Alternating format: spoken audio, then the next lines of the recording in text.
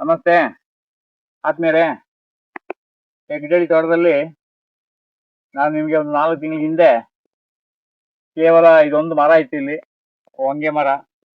ಈ ಕಲ್ಲು ಬೆಂಚ್ ಹೀಗೆ ಇತ್ತು, ಇಲ್ಲೇ ಕೂತು ನಿಮ್ಗೊಂದು ವಿಡಿಯೋ ಮಾಡಿದೆ. ಈಗ ಒಂದು 120 ದಿವಸದಲ್ಲಿ ನೋಡಿ, ಇಲ್ಲಿ ಕುತ್ಕೊಂಡ್ರೆ ಯಾರಿಗೂ ಕಾಣೋದಿಲ್ಲ. ಮೊದಲು ಇಲ್ಲಿ ಕುತ್ಕೊಂಡ್ರೆ ಇಡೀ ತೋಟ ಕಾಣಿಸ್ತಾ ಇತ್ತು. ಈಗ ಇಲ್ಲಿ ನಾವು ಕೂತಿದ್ದೀವಿ, ನಮ್ಗೆ ಬೇರೆ ಏನು ಕಾಣೋದಿಲ್ಲ, ಸುತ್ತ ಮರ ಕಾಡು ಕಾಣಿಸ್ತಾ ಇದೆ. ಈ 120 ದಿನದಲ್ಲಿ ನಮ್ಗೆ ಇಷ್ಟು ಬದಲಾವಣೆ ಸಾಧ್ಯ ಇದೆ ಅಂದ್ರೆ, ನಮ್ಮ ದೇಶದಲ್ಲಿ ಇರುವಂತ ಬಂಜರ್ ಭೂಮಿಯನ್ನ ನಾವು ಯಾಕೆ ಸರಿಪಡಿಸಕ್ಕಾಗಲ್ಲ?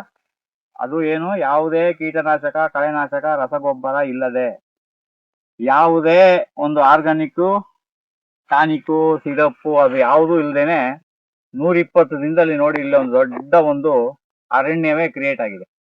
ಇದನ್ನೇ ನೀವೆಲ್ಲರೂ ಮಾಡ್ಬೇಕಾಗಿರೋದು. ನಿಮ್ಗೆ 10 ಎಕರೆ ಜಮೀನು ಇದ್ರೂ ಪರವಾಗಿಲ್ಲ, ಅದರಲ್ಲಿ 9 ಎಕರೆಯಲ್ಲಿ ನೀವೇನ್ ಮಾಡ್ತಾ ಇದ್ದೀರಿ ಮಾಡಿ, ಅಟ್ಲೀಸ್ಟ್ 1 ಎಕರೆನಾದ್ರೂ ಭೂಮಿ ಉಳಿಸಿ. ಇವತ್ತು ಭೂಮಿ ಉಳಿಸೇ ಇದ್ರೆ ನಿಮ್ಗೆ ಯಾರಿಗೂ ಇಲ್ಲಿ ಉಳಿಗಾಲ ಇಲ್ಲ.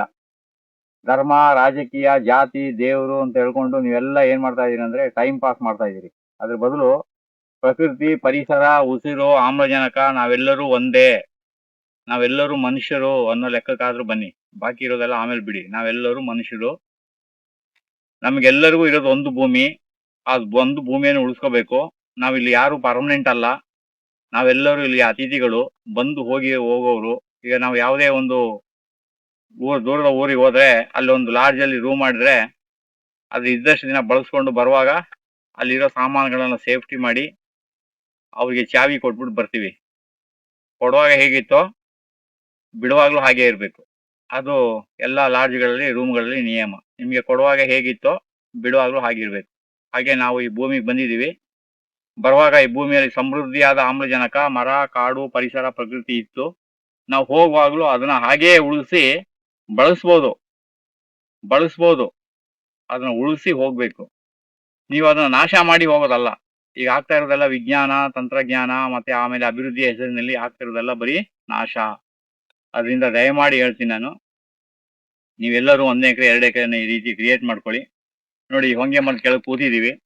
ಇಲ್ಲಿ ಯಾವುದೇ ಫ್ಯಾನ್ ಬೇಡ, ಯಾವುದೇ AC ಬೇಡ. ಇಲ್ಲಿ ನನಗೆ ಈಗ ಒಳಗಡೆ ಆಗ್ತಾ ಇರೋಂಥ ಆನಂದವೇ ಬೇರೆ. ಅದನ್ನ ನಾವು ಹೇಗೆ ಎಕ್ಸ್ಪ್ಲೈನ್ ಮಾಡೋದು ನಿಮಗೆ ಅಂದ್ರೆ, ನೀವೇ ನಿಮ್ಮ ಜಮೀನಲ್ಲಿ ಒಂದು ಹೊಂಗೆ ಮರ ನಟ್ಟು ಇದರ ಕಲ್ಲು ಬೆಂಚ್ ಹಾಕೊಂಡು ಕೂತ್ಕೊಂಡಾಗ ತಮ್ಮಯ್ಯ ಹೇಳಿದ್ದು ಏನು ಅಂತ ನಿಮ್ಗೆ ಅವತ್ತು ಅರ್ಥ ಆಗ್ತದೆ.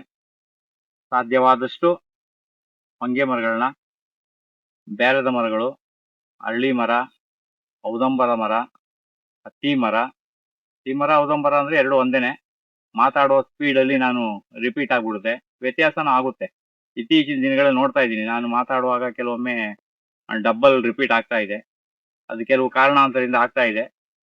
ಅದು ಏನು ಮಾಡಕ್ ಆಗೋದಿಲ್ಲ. ಆದ್ರೆ ನಿಮ್ಗೆಲ್ಲರೂ ಗೊತ್ತಿದೆ, ನಮಗೂ ವಯಸ್ಸಾಗಿದೆ. ಈ ವಯಸ್ಸು ಕಾಲದಲ್ಲೂ ನಾವು ಇದನ್ನೆಲ್ಲ ಮಾಡ್ತಾ ಇದೀವಿ ಅನ್ನೋದು ನಿಮಗೂ ಒಂದು ತುಂಬಾ ಸಮಾಧಾನವಾಗಿದೆ. ಓಡಾಡಿ, ಆರೋಗ್ಯವಾಗಿರಿ, ಆನಂದವಾಗಿರಿ. ಯಾವಾಗಲೂ ನೀವು ಪರಿಸರದ ಜೊತೆಗೆ ನಿಮ್ಮನ್ನ ತೊಡಗಿಸ್ಕೊಳ್ಳಿ, ಅವಾಗ ನಿಮ್ಮ ಆರೋಗ್ಯನೂ ತಾನಾಗೆ ವೃದ್ಧಿ ಆಗ್ತದೆ. ಮೊನ್ನೆಲ್ಲ ತುಂಬಾ ಜನ ನಮ್ಮ ಪರಿಸರದ ಕಾಳಜಿ ಬಗ್ಗೆ ತುಂಬಾ ಅಭಿನಂದನೆಗಳು, ಕೆಲವೆಲ್ಲ ಬಹಳ ಶುಭಾಶಯಗಳೆಲ್ಲ ಹೇಳಿದಿರಿ. ಶುಭಾಶಯ, ಅಭಿನಂದನೆಗಳು ಇರ್ಲಿ. ನೀವೇನ್ ಮಾಡ್ಬೇಕಂದ್ರೆ ಅದನ್ನ ಕಾರ್ಯರೂಪಕ್ಕೆ ತಗೊಂಡ್ ಬನ್ನಿ. ನಿಮ್ಮ ಊರಿನಲ್ಲಿ, ನಿಮ್ಮ ಜಾಗದಲ್ಲಿ ಎಷ್ಟು ಸಾಧ್ಯವಾಗ್ತದೋ ಅಷ್ಟು. ಕೆಲವರು ಹೇಳಿದ್ದಾರೆ ರೋಡ್ ಸೈಡ್ ಅಲ್ಲಿ ಮರ ನೆಡಕ್ ಬಿಡಲ್ಲ. ಹೌದು, ಯಾರಿಗೂ ನರಳಬೇಕು, ಎಲ್ಲರಿಗೂ ಉಪಯೋಗಿಸ್ಕೊಳಕ್ ಬೇಕು. ಆದ್ರೆ ಅವ್ರಿಗೆ ಅಲ್ಲಿ ಯಾರಿಗೂ ಮರ ಇರೋದು ಯಾರಿಗೂ ಇಷ್ಟ ಇಲ್ಲ. ಮರ ಇದ್ರೆ ಓಡೋ ಕೂತ್ಕೊಳ್ಳೋಕೆ, ನರಳಲ್ಲಿ ಇರಕ್ಕೆ ಇಷ್ಟ ಇದೆ, ಮರ ನೆಡಕ್ಕೆ ಯಾರಿಗೂ ಇಷ್ಟ ಇಲ್ಲ. ಇದೆಲ್ಲ ಫಲಿತಾಂಶ ಇವತ್ತು ನಾವೆಲ್ಲ ಕಣ್ಮುಂದೆ ನೋಡ್ತಾ ಇದ್ದೀವಿ. ಮನುಷ್ಯನಿಗೆ ಸ್ವಾರ್ಥ ತುಂಬೋಗಿದೆ. ಆ ಸ್ವಾರ್ಥದ ಬದಲು ನಿಮ್ಮ ಸಂಪಾದನೆಯಲ್ಲಿ ಅಟ್ಲೀಸ್ಟ್ ಒಂದು 30%, 70% ಮನೆಯವರು ಕೊಡಿ. ನಾನು ಹೇಳ್ತಾ ಇದ್ದೀನಿ 70% ಪ್ರಕೃತಿ ಕೊಡಿ, 30% ಮಾತ್ರ ಮನೆ ಕೊಡಿ ಅಂತ. ಇನ್ನು ಕೆಲವರಿಗೆ ಅದು ಸ್ವಲ್ಪ ಕಷ್ಟ ಆಗ್ಬೋದು. 70 ಅವರು ಕೊಡಿ, 70-30ರಲ್ಲಿ ನಿಮ್ಮ ಜೀವನ ಇರೋದು. ಅದರಿಂದ ನಿಮ್ಮಲ್ಲೆಲ್ಲರೂ ಒಂದು ವಿನಂತಿ, ಆದಷ್ಟು ಹೊಂಗೆ ಮರ ನೋಡಿ. ಹೊಂಗೆ ಮರ ಬೇಸಿಗೆಯಲ್ಲಿ ನೋಡಿ ಎಷ್ಟು ಸಮೃದ್ಧಿ ಆಗಿದೆ. ಆಮೇಲೆ ನೋಡಿ, ಸಾವಿರಾರು ಬೀಜಗಳನ್ನ ಇಲ್ಲಿ ಹಾಕಿದೆ. ಅದು ಈ ಬೀಜವನ್ನ ನೀವು ತಗೊಳ್ಳದೇ ಇದ್ರು ಇದು ಭೂಮಿಗೆ ಒಳ್ಳೆ ಗೊಬ್ಬರ. ಹೊಂಗೆ ಎಣ್ಣೆ, ಹೊಂಗೆ ಬೀಜ ಇದೆಲ್ಲ ಮಾಡ್ಕೊಂಡಿದ್ದಾರೆ. ಇದ್ರದ್ದು ಒಂದು ದೊಡ್ಡ ಈಗ ಒಂದು ಆಂದೋಲನ ಮಾಡ್ತಾ ಇದೀವಿ ನಾವು. ಹೊಂಗೆ ಬೀಜದನ್ನೆಲ್ಲ ತೆಗೆದು ಕಲೆಕ್ಟ್ ಮಾಡಿ, ಇದು ಸಿಪ್ಪೆ ಎಲ್ಲ ಗೊಬ್ಬರಕ್ಕೆ ಹಾಕುತ್ತೆ. ಆಮೇಲೆ ಈಗ ಅದೆಲ್ಲ ನಾವು ನರ್ಸರಿ ಮಣ್ಣು ತುಂಬಿಸಿ ಗಿಡಗಳೆಲ್ಲ ರೆಡಿ ಆಗ್ತಾ ಇದೆ. ಜೂನ್ 5ನೇ ತಾರೀಕಿಗೆ ನಿಮ್ಗೆಲ್ಲರಿಗೂ ಎನ್ವೈರ್ಮೆಂಟ್ ಡೇ ಇರೋದು ಗೊತ್ತಿದೆ. ಅವತ್ತೊಂದು ದಿನ ಅಲ್ಲಿ ಇಲ್ಲಿ ಎಲ್ಲೋ ಕಾರ್ಯಕ್ರಮ ನೀವು ಮಾಡ್ತೀರಿ, ನಾವು ಮಾಡ್ಕೊಳ್ತೀವಿ. ಆದರೆ ಈ ಸರಿ ನಾವು ಜೂನ್ 6ಕ್ಕೆ 6ನೇ ತಾರೀಕಿಂದ ಹನಗೋಡು ಲಕ್ಷ್ಮಣ್ ತೀರ್ಥ ಚಾನಲಲ್ಲಿ ಗಿಡವನ್ನು ನೆಡಕ್ಕೆ ನಾವು ಶುರು ಮಾಡ್ತಾ ಇದ್ದೀವಿ. ಅದಕ್ಕೆ ಟ್ರೀ ಗಾರ್ಡ್, ಕೆಲವು ಕಡೆ ಟ್ರೀ ಗಾರ್ಡನ್ ಅಂತ ತುಂಬ ಕಡೆ ವಿಚಾರಣೆ ಆಗಿದೆ. ಅದು ಅಷ್ಟೆಲ್ಲ ಇಂಗ್ಲೀಷ್ ನನಗೆ ಗೊತ್ತಿದ್ರೆ ನಾನು ನಿಮ್ಮ ಮುಂದೆ ಇಲ್ಲಿ ಇರ್ತಿರ್ಲಿಲ್ಲ, ಎಲ್ಲೋ ಯಾವುದೋ ದೇಶಕ್ಕೆ ಹೋಗ್ಬಿಡ್ತಾ ಇದೆ. ಟ್ರೀ ಗಾರ್ಡ್ ಅದ್ರದ್ದು ತುಂಬ ಶಾಂಪಲ್ನ ನಮ್ಮ ಪೇಣಿಯ ಕುಪ್ಪಿಯ ತೋಟದ ನಮ್ಮ ಇವರು ಸುಧೀರ್ ಅಂತ ಇರ್ಬೇಕು ಅವ್ರ ಹೆಸರು. ಸುಧೀರ್ ಅವರು ಅದ್ರದ್ದು ತುಂಬ ಎಲ್ಲೆಲ್ಲಿ ಸಿಗುತ್ತೆ ಅಂತೇಳಿ ಅದ್ರ ರೇಟು ಗೀಟೆಲ್ಲ ನಮಗೆ ಅವರು ಯೂಟ್ಯೂಬಲ್ಲಿ ಕಳಿಸಿದ್ದಾರೆ. ಅದೆಲ್ಲ ನಾವೀಗ ಕಲೆಕ್ಟ್ ಮಾಡಿ ಗಿಡಗಳನ್ನ ನೆಡಕ್ಕೆ ಶುರು ಮಾಡ್ತಾ ಇದ್ದೀವಿ. ಅದ್ರ ಬಗ್ಗೆ ಅವರು ಒಂದು ವೆಬ್ಸೈಟು ಮಾಡಿದ್ದಾರೆ. ಈಗ ಆ ವೆಬ್ಸೈಟ್ನ ಡೀಟೇಲ್ಸ್ ನಿಮಗೆ ಕೊಡ್ತಾರೆ. ಅದನ್ನ ಅವರು ಹೊಂಗೆಯ ಸಿರಿ ಅಂತ ಮಾಡಿದ್ದಾರೆ. ಹೊಂಗೆಯ ಸಿರಿನೇ ನೋಡಿ, ಎಂತ ಒಂದು ಚಿನ್ನದಂತ ಬೀಜಗಳಿವೆಲ್ಲ. ಚಿನ್ನ, ಗೋಲ್ಡ್ ಸಿಗ್ಬೋದು ನಿಮಗೆ, ಆದ್ರೆ ಇಂಥ ಗಿಡಗಳದ್ದು ಸಿಕ್ಕೋದಿಲ್ಲ. ನೋಡಿ, ನೀವಿದ್ರೆ ಚಿನ್ನ, ಬೆಳ್ಳಿ, ವಜ್ರ, ಮನೆ, ಮಠ, ಆಸ್ತಿ ಪಾಸ್ತಿ, ಹೆಂಡತಿ, ಮಕ್ಕಳು. ನೀವೇ ಇಲ್ಲ ಅಂದ್ರೆ ನೀವಿರೋದಕ್ಕೆ ಮೂಲವಾಗಿ ಬೇಕಾಗಿರೋದು ಆಮ್ಲಜನಕ. ಆ ಆಮ್ಲಜನಕವನ್ನ ಮರ ಬಿಟ್ಟು ಬಾಕಿ ಯಾವ ತರದಲ್ಲೂ ತಯಾರು ಮಾಡಕ್ಕಾಗಲ್ಲ. ನಿಮ್ಮ ಮಿಷಿನರಿಗಳಲ್ಲಿ ಮಾಡಿದ್ರೆ ಅದೇ ICU ಅಂತ. ನೀವು ಪ್ರಕೃತಿಯಲ್ಲಿ ಅರಣ್ಯದ ಜೊತೆಲಿ ಜೂಜಾಟ ಆಡಿ ಪ್ರಕೃತಿನ ನಾಶ ಮಾಡಿದ್ರೆ ಯಾರು ನಿಮಗೆ ದೇವರು ಮೇಲ್ಗಡೆಯಿಂದ ಪನಿಷ್ಮೆಂಟ್ ಕೊಡಲ್ಲ. ಅವನೇನ್ ಮಾಡ್ತಾನೆ, ನೀನು ಮಾಡೋಷ್ಟು ಮಾಡ್ತಾ ಇದ್ದೀನಿ, ನಿಮಗೆ ಸಂಬಂಧಪಟ್ಟಂತ ತಿಳುವಳಿಕೆ ಜ್ಞಾನವನ್ನ ಬೇರೆ ಮೂಲಕ ನಿಮ್ಗೆ ಹೇಳಿಸ್ತಾ ಇರ್ತಾರೆ.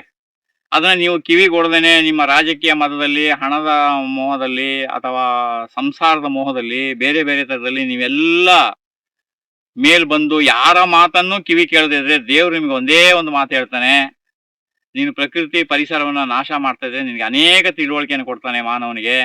ನೀನೇನಾದ್ರೂ ಆ ಮಾತನ್ನ ಕೇಳಿದ್ರೆ ಅವನು ಒಂದೇ ಒಂದು ಮಾತು ಹೇಳ್ತಾನೆ, ICU ಅಂತ.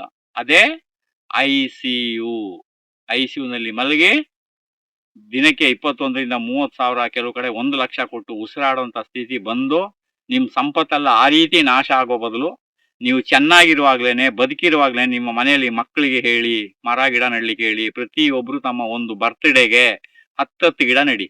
ನೀವು 100 ವರ್ಷ ಬದುಕ್ತೀರಿ.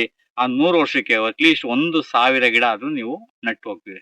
1,000 ಗಿಡ ನೀವು ನಟ್ಟು ಹೋದ್ರೆ 3,000 ಜನರಿಗೆ ಉಸಿರಾಡ್ಲಿಕ್ಕೆ ಆಮ್ಲಜನಕಕ್ಕೆ ತಾವು ಕಾರಣಕರ್ತರಾಗ್ತೀರಿ. ಇದಕ್ಕಿಂತ ದೊಡ್ಡ ಪುಣ್ಯ, ಇದಕ್ಕಿಂತ ಒಂದು ದೊಡ್ಡ ಗ್ರೇಟ್ ಯಾವುದೂ ಇಲ್ಲ. ಮನುಷ್ಯನಿಗೆ ಉಸಿರು ಇದ್ರೆ ಶಿವ, ಉಸಿರು ಹೊರಗಡೆ ಹೋದ್ರೆ ಶ್ರವ. ಆ ಉಸಿರು ಯಾವಾಗ ಹೊರಗಡೆ ಹೋಗ್ತದೆ ಅಂತ ಹೇಳಿದ್ರೆ, ನಿಮ್ಮ ಉಸಿರಾಟಕ್ಕೆ ಆಮ್ಲಜನಕ ಯಾವಾಗ ಇರೋದಿಲ್ವೋ ಅವಾಗ ನಿಮ್ಮ ಉಸಿರು ನಿಂತೋಗ್ತದೆ. ಅದರಿಂದ ದಯಮಾಡಿ ನಾನು ಪದೇ ನಿಮ್ಮ ಹತ್ರ ಯಾಕೆ ರಿಕ್ವೆಸ್ಟ್ ಮಾಡ್ತೀನಿ ಅಂತ ಹೇಳಿದ್ರೆ, ಆಮ್ಲಜನಕವೇ ದೇವರು, ಸೂರ್ಯ ದೇವರು, ಚಂದ್ರ ದೇವರು, ಗಾಳಿ ದೇವರು, ಇವರೆಲ್ಲರೂ ದೇವ್ರೆ. ನಿಮ್ಮ ತಂದೆ ತಾಯಿ ಮೊದಲು ದೇವರು, ಸೂರ್ಯ ದೇವರು, ಆಹಾರ ದೇವರು, ಸಂತೋಷ ದೇವರು, ಆನಂದ ದೇವರು, ಎಲ್ಲವೂ ಇದ್ದಾಗ ಮಾತ್ರ ನಿಮ್ಮ ಚೆನ್ನಾಗಿರ್ಲಿಕ್ಕೆ ಸಾಧ್ಯ. ಅಲ್ಲದೆ ಅದಕ್ಕೆಲ್ಲದಕ್ಕೂ ಕಾರಣ ಆಮ್ಲಜನಕವನ್ನು ಉತ್ಪನ್ನ ಮಾಡೋದು ಗಿಡ ಒಂದೇ. ಅದರಿಂದ ದಯಮಾಡಿ ನೀವು ಇಂಥ ಹೊಂಗೆ ಮರಗಳನ್ನ, ಬಿಲ್ಪತ್ರೆ ಮರಗಳನ್ನ, ಅರಳಿ ಮರಗಳನ್ನ, ಆಲದ ಮರಗಳನ್ನ ನಡಿ. ಈ ವರ್ಷದ ಬೇಸಿಗೆ ನಿಮಗೆಲ್ಲರಿಗೂ ಒಂದು ಒಳ್ಳೆ ಪಾಠ ಮಾಡಿದೆ, ಎಲ್ಲ ಪಾಠ ಹೇಳಿದೆ. ಅದಕ್ಕೆ ತಕ್ಕಾಗಿ ನೀವು ಮಾಡಿ. ಪಿರಿಯಾಪಟ್ಟಣ, ಹುಣಸೂರಿನಲ್ಲಿ ಬಹುತೇಕ ಎಲ್ಲರೂ ನೀವು ಹೊಗೆ ಸೊಪ್ಪನ್ನ ಬೆಳೀತಾ ಇದ್ದೀರಿ, ಗೊತ್ತಿದೆ ನಮಗೆಲ್ಲ.